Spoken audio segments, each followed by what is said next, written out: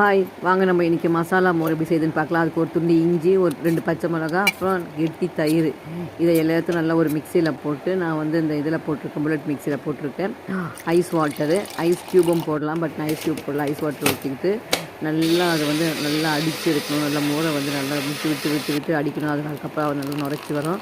தண்ணியை ஊற்றி உங்களுக்கு எவ்வளோ வேணுமோ கன்சிஸ்டன்சி ஊற்றி அடிச்சுட்டு இதில் வந்து ஜீராத்தூள், பெப்பரு, பெருங்காயம் இதெல்லாம் போட்டு இன்னொரு தடவை நல்லா நுரைச்சி வர அளவுக்கு விட்டு மிக்சியை அடிக்கணும். அதுக்கப்புறம் நல்லா எடுத்ததுக்கப்புறம் நான் வந்து சோடா வச்சுருக்கேன். அதை வந்து ரெண்டுமே மிக்ஸ் பண்ணி மோரும் சோடாவை ஊற்றி மிக்ஸ் பண்ணி குடித்தோம்னா நல்லா ஒரு மாதிரி நல்லா கிருன்னு இருக்கும். ஸோ இப்போ பாருங்கள், ஆஃப் மோரை ஊற்றிக்கிட்டேன்.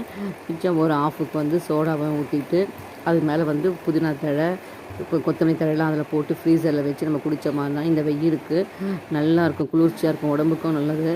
ப்ளஸ் இது காரம் சாரமாக நல்லா மோர் குடிக்கிறதுக்கு நல்லா சூப்பராக இருக்கும். நீங்களே ட்ரை பண்ணி பாருங்கள்.